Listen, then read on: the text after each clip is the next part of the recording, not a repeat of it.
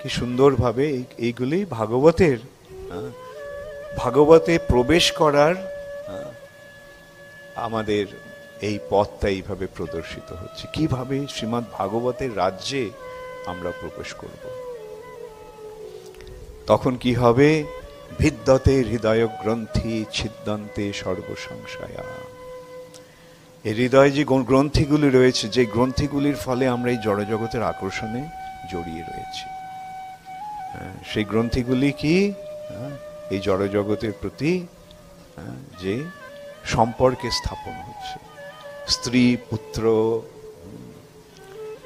পতি, পত্নী, পিতা, মাতা, বন্ধু বান্ধব, এদের প্রতি যে আকর্ষণ, যেটাকে বলা হচ্ছে মমতা। মমতা, এরা আমার, মমতা।